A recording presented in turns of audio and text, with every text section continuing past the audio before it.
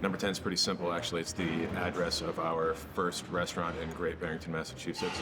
It's Number 10 Castle Street. So it just worked, and we figured it would stick with this, and it seems to fit. My business partner, Vern, came from a startup company in Atlanta, worked together for several years, and when the opportunity to partner with him on the restaurant in Massachusetts came up, I said yes. I didn't know what that would lead to. I certainly never thought that it would lead to Chattanooga, Tennessee. We were ready to expand. I no longer really wanted to be up in the Northeast. Literally on my way from looking at properties in Nashville to Atlanta, I called a friend up who actually was the original developer of the expanded property here. And he said, yeah, stop by. When we found the property, it was what we called a cold, dry shell, basically a roof and four walls. There was no electricity. There weren't even windows over here. It was a very strange thing because I spent a lot of time looking at a lot of other properties, and this one was by far the worst, but for some reason I had a feeling about it. I don't know why. When I first moved here, I didn't know a single soul. It's probably also why I got things done, because I just put my nose down and went to work. I did that every day for 18 months building the place. I really did feel like the place was going to be special. I wanted it to feel handmade. I want to keep some of the old feel to it too. The style here is definitely a culmination of things from my life as well. I've lived out west and I loved Montana, and I've always loved books. So old books, I think, made this place feel like home. The rugs, the handmade tables, the woodwork, where you can have an experience where you almost feel like you're at home, but also that you can't quite get at home. When I built the space, I guess I learned that if I stay focused and push to get things done, that I can do a lot. There's a lot that happened building this place that I either had never done before or didn't know that I could do. And actually putting hands and mind to making something happen has been very gratifying.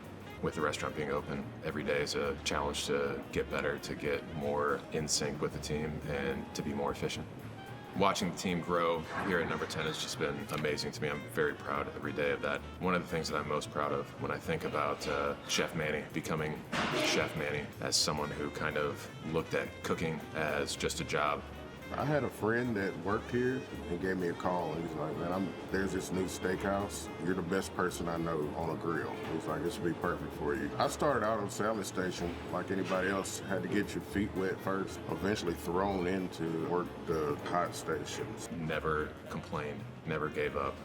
Cooking wasn't a big part of our family. My mother cooked everything, and my dad mainly was a truck driver on the road. A lot of times I was spending time in the kitchen with her. My first dream profession was to be a football player. I was always competitive in all sports. I played basketball, ran track. I never thought I'd be a head chef in a steakhouse. Before I came here, I kind of looked at it as something I knew I was good at, but it was more or less a job. Since I've been in Number 10, I've learned that I have a passion for cooking. I've learned that I can be a leader. I don't do a lot of yelling or treating people bad, you know what I mean? And a lot of times you gotta be able to calm people down. No. Just keeping a consistent pace kind of motivates them. They don't want to fall behind. You gotta look at it like you want to attack every ticket. It's a competition.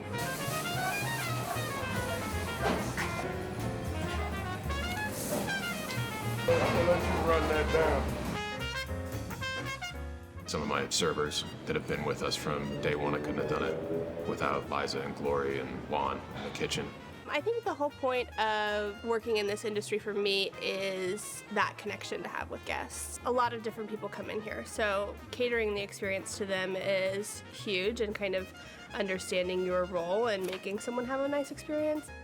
I grew up being the youngest of 6 kids. We lived in the inner city of Baltimore. My father was a pastor, and we just always had people constantly in and out of our house. People from our church come in all the time. We would have people off of the streets who needed a hot meal, and they would come and have dinner with us. And I always enjoyed hearing people's stories like that, and I think serving is an extension of that in some ways.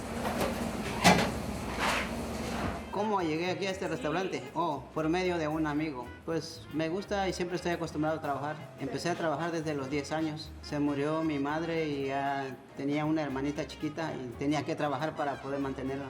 He hecho muchos trabajos. He trabajado colgando pollos, he trabajado en una fábrica de fibra y sé pintar casas también. Esta la sé pintar. Trabajé 3 años en Gallenburg, puras cabañas. Y he trabajado en muchos restaurantes aquí. Sí, he trabajado en el Sticky Finger, he trabajado en el Golf, en el Boo House, Champis. Llevo 15 años trabajando en restaurante.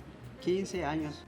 a veces limpieza, normal es dishwasher. Y a ellos nomás me dicen casi muy poco, porque el trabajo ya lo sé hacer. The best part of Number 10 for me is the people who work here, watching them grow and change as people, and it's the customers. Adam is one of the most hands-on, dedicated people I've seen. He not only cares about, the food and the product going out, but he really cares about us and the team. Tight group, we all look out for each other.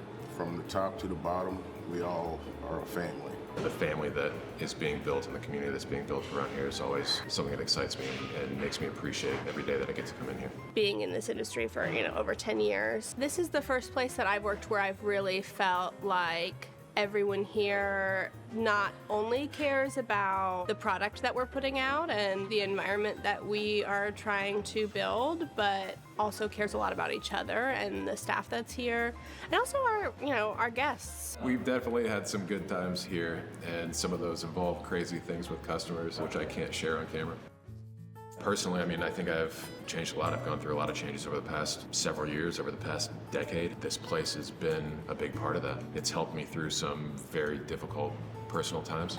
There's a lot that depends on the decisions that I make on a daily basis, and that can be daunting. Those are becoming less and less because the place is finding out what it is and who it is, but it is a very hard business at the same time. There's a reason why a lot of restaurants fail. I've managed a lot of companies and a lot of people. I've built a lot of things. And I've had such a varied life and career path that I think it really did hone down to this being just right for me. And I'm very lucky in that. I've lived in 7 different states and I've done all sorts of things. And this is the culmination of all that.